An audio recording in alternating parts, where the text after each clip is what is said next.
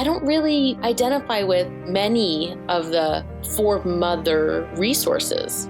I'm so passionate about talking about issues and joys surrounding motherhood. But at the same time, I don't want that to be my whole world. I just don't. When I go into my little bat cave in my basement to learn something new, to talk about something, I don't always want to talk about my kids. I don't always want to talk about myself in terms of serving my children, in terms of like the responsibility that it is to guide these beautiful little beings throughout the world and in their lives. Do you feel this? I want to be a place where the focus of the conversation starts with you as a person, as a human, you as you, the soul that you are, before any of the external things come into play. Help Me See is a podcast based in intention, purpose, and heart. Vulnerable, real conversations challenging the norms and empowering you to harness your intentional vision for your purposeful life. Around here, we're not about the small talk.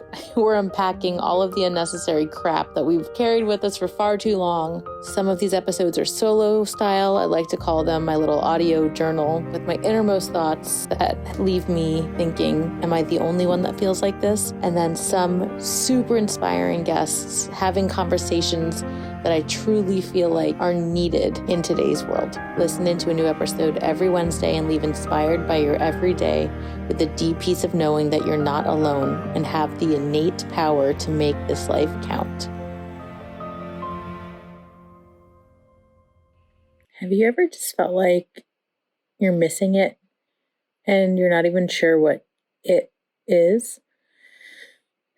And then all of a sudden you look back at like baby pictures of your kid and you don't even understand where the time went in the most cliche way. That's why I created Nostalgia Now. Imagine if you were able to just activate your nostalgia vision in any given moment and just know that you're really seeing it, that you're really experiencing your good old days now. Join us at the intersection of photographic practice, connecting to your truth, and creative expression so that you can live more of your life on purpose. Nostalgia Now is a monthly membership that is filled with doable, sustainable practices that we'll actually carry with us in our lives. We meet once a month where we connect and make things on purpose, where we actually do something with the photos that just sit on our phone of our precious memories. Have the peace of mind of knowing you'll never have to say, I wish I knew how important that was at the time, because you will know, you'll see it. And because I'm just opening this beautiful community, I have a special offer. If you join with a buddy or a bestie, you get half off. You each get half off your monthly membership fee for the duration, for as long as you stay in your membership. So if you buddy up, you both get half off. Click the link in the show notes or link in bio on Instagram. Find out everything you need to know. Hello, and welcome to another episode of Help Me See. We are in our release series, our monthly intention for the month of April. Release, to allow, to enable, to escape from confinement, to set free. That is how we're defining release. And for this episode, I had plans. Doesn't every good story start with that? Well, the plan was, I had plans to talk about more of the nuances of like the habits and the rituals we can get caught up in, that if we get to notice them and notice that they're not serving us anymore, releasing things like that could really free up more space in our lives and in ourselves than we realize. But I ended up leaning more into a self-discovery that I just felt in my gut I should talk about. And if it hits home for you, then I'm glad that I went out on a limb to talk about it, as usual. As I sat down to record, I was just thinking about what is really coming up for me right now. Like, what is top of mind in my life? Because throughout this month, I have been keeping the idea of release close to me. And in doing so, I recognized some resistance I was having around a commitment to motherhood, a commitment to saying, as I put out these new products and as I'm in these really awesome masterminds and people are asking me, like, who is this mostly geared towards? I had to rifle with the fact that I was having some resistance just saying mothers. You'll hear me flesh it out in the episode, but a lot of it had to do with the fact that my truth is I do not want to be consumed by my motherhood identity. I really strongly want to hold on to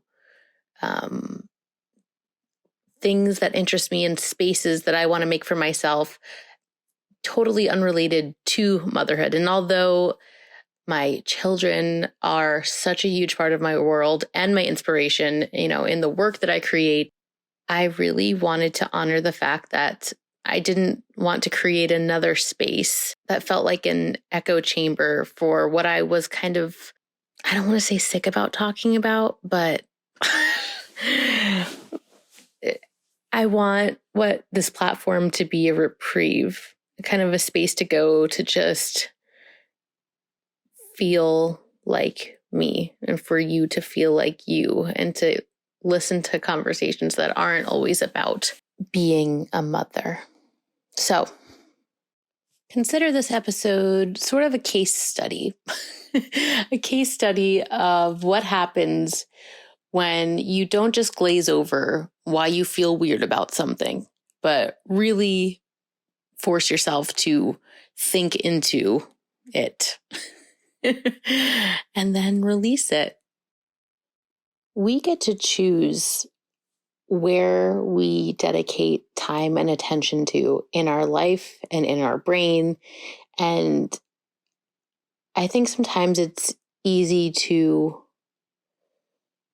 forget the fact that we don't always have to bucket ourselves in the way that's already laid out for us. We can create these very niche subsets for ourselves. And in doing so, I believe that we're strengthening the muscle of our own voice.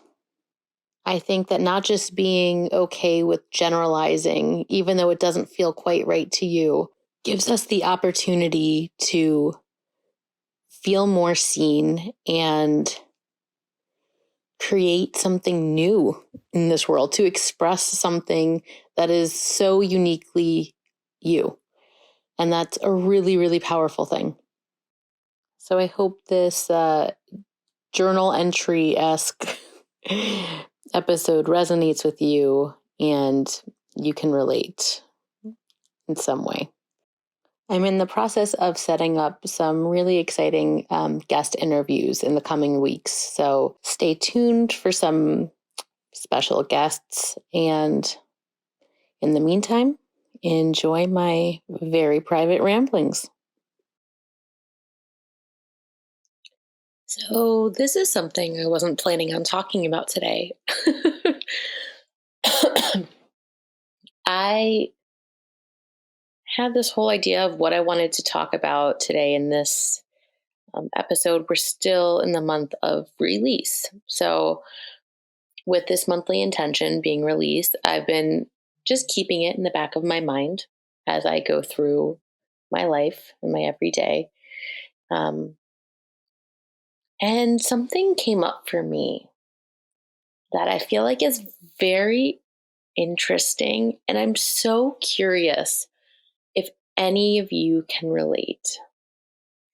It's really hard to describe. So I'm going to try my best. But I would be really interested to hear if this is something that resonates with you. So As I was creating my membership, I was asked the question, a very simple and direct question. Is this for mothers, like specifically for mothers? And I can't even articulate to you why it was so hard for me to say yes. Well, I couldn't at the time, but now I feel like I can. I think that it's been really difficult for me to say, yes, I'm making this specifically for mothers because I myself have had a hard time with the identity mother. I love my children, obviously, or not obviously. I don't know, whatever you want to say. I don't even feel like I should be justifying myself in this way, but this is a natural thing. I feel like many mothers preface anything that they're going to say that is the least bit self-indulgent by by saying, I love my children, but, and that's part of the problem, isn't it? I love my children to the ends of the earth and beyond. And I am so grateful for being blessed with the opportunity of being their mother. But I do not feel mainly categorized by the word mother. I just don't. I don't feel like when I think of myself and what I identify with, the first word that comes to mind isn't mother. There's just so much more that comes to mind, and not saying so much more in that like they're bigger things. I don't know that really almost anything is bigger than the transition of becoming a mother and like what that means on many different levels. But what I'm saying is I've struggled with feeling pulled into that world, feeling like, well, now there are mom blogs, and now I don't really identify with many of the for mother resources. And I think that's why I've been hesitant. Of course, I have a significant soft spot and affinity for having these conversations. And I'm so passionate about talking about um, issues and joys surrounding motherhood. But at the same time, I don't want that to be my whole world. I just don't. When I go into my little bat cave in my basement to learn something new, to talk about something, I don't always want to talk about my kids. I don't always want to talk about myself in terms of serving my children, in terms of like the responsibility that it is to guide these beautiful little beings throughout the world and in their lives. Do you feel this? Do you identify with this? Like, I revere and am so grateful for this role. But I also very strongly feel like this is a role. It is part of a whole. It is not my whole. I feel so intensely about having diversity in all of these different conversations. And it's so important to me that while I know that my tribe of creative mamas that are on this quest for expressions and really noticing and all of the mushy gushiness that I love so much, I don't want to be another platform that feels like it is mostly about the motherhood role. Does that make sense? I so appreciate and thank the Lord that these resources exist. it is so, so important. And the more groups of people supporting mothers and having these conversations, the better. But personally, I feel this divide of firmly not wanting to be another place that the conversation is all about the weight in which your role of mother plays in your life. I want to be a place where the focus of the conversation starts with you as a person, as a human, you as you, the soul that you are, before any of the external things come into play. Does that make sense? Right? Like, it makes sense to me. I love conversations about motherhood and like the pressures of what happens and, revolting against the the norms and the expectations and the bullshit. Yes. And I want everyone to feel comfortable bringing those conversations and talking about it. But I want first and foremost the launching point, the core of what it is that I'm talking about and offering and being and doing, to be about making space for you, for me, just space to think, to feel, to be. I just wanted to release that with this monthly intention of release. I was never really able to articulate it in that way. And that's how I feel. Everything that I make so naturally lends itself through the lens of like mothers and, the time sensitivity of like having a baby that's growing up, and all of the visuals, all of the art that I make. There's so much of it that is so deeply linked with my children. They're like my muses. But that doesn't mean that I want my whole world to live and breathe and emanate that. And I think that these distinctions, these fine lines that we can put our finger on, are freeing. I can now release this weird feeling that I was feeling. I was really bothered about that. I was like, why? I love having motherhood conversations. I love this. Why am I having such a hard time like putting this line in the sand almost of like just owning this? And it's because I don't want to perpetuate this all-encompassing, almost claustrophobic feeling of motherhood that can happen. And I just wanted to make that clear. And I feel better for doing so. And then also in talking about release, what I originally wanted to talk about in this episode is the way it shows up for us in the daily habits of our lives that we're in the cycle of, that we don't necessarily realize, because they're not glaringly obvious, because they're not glaringly and obviously damaging, but it doesn't mean that they're not. My example that I'm going to give is I feel an intense fear around the idea, not even an actual experience of, but the idea of quote unquote letting someone down by disappointing them in any way.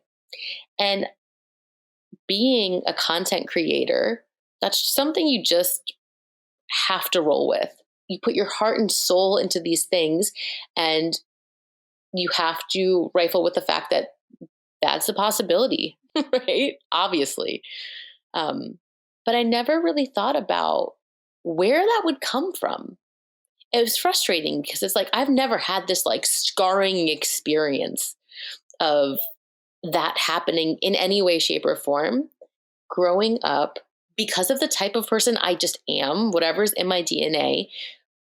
Hearing people say, things like, oh my gosh, great job. Oh my gosh, she's like a sponge. She soaks this up. Having that be an expectation, even though it was the softest expectation. My parents were so chill about like work, or schoolwork. And if I ever came home crying because I got a bad grade, they'd put it on the fridge because I thought it was hilarious. Like, I couldn't have had a more relaxed environment of expectations. And yet, I still, with every accomplishment, felt like I was holding my breath. Like, when was I going to drop the shoe? When was I going to let someone down? When was I going to disappoint and not, one up myself from the last time, from when I was like a kid. And I think that realizing the source of what I'm feeling now in adulthood enables me to let it go easier. Right? Because right now, as an adult, as I'm making things and I'm feeling this knot in my chest, I'm like, what the fuck is that? Why?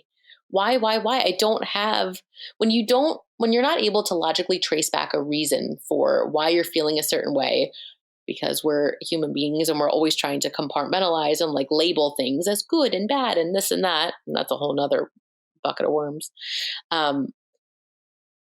It's really hard to feel free from it and released from it. But because I was able to kind of identify the origin of that, and it was trickier because it wasn't this obvious event. It wasn't this like trauma. It was this like very understated, like gradual thing that just built and built and built in me. And now that I can see that and name that and get familiar with it, I can release it. I can feel like, oh, from the time where I was a little girl, and every single good thing that happened, I just felt like I was climbing higher and higher on a ladder. And it was like, oh my gosh, when am I going to fall? When am I going to fall? Finding that in my little girl self, I can feel so much more compassion for myself. So this is the part in the episode where I'm going to give you a couple prompts here. So let's think about this. What is a nuanced habit or a reoccurring feeling that you have that you can't quite peg, that you don't exactly understand why you have it? Try to trace that back. I think that a lot of things get missed because we're looking for some huge event. They talk about trauma with a capital T, but there's also trauma with a lowercase t. And that's what we're talking about. What is something, some belief, some story that you're telling yourself about yourself that you're ready to just put down and let go of? I would love, love, love to hear your thoughts about this, or if you identify with my feelings around motherhood and identity. And yeah, I mean, I always want to hear from you guys, but especially with this episode, I'm just so curious about this because I know that there's a lot of what's the word? Like, there's an appetite for wanting to come together to discuss, motherhood experiences and our beautiful children. But I want to kind of see what the feelings are for mothers specifically coming together, not necessarily wanting motherhood to be the core of what we're talking about. Bueller? Is anybody there? Hi. My name's Bianca. And I know that I am a really good mother, loving mother, but I also know that I am a human being with appetites for different things as well. Nice to meet you. Okay, that is what I have for you today. I hope you journal on this prompt. If you're part of Nostalgia Now, I'm going to write this prompt in the Facebook group so it doesn't get lost. And yeah, I'll catch you next time.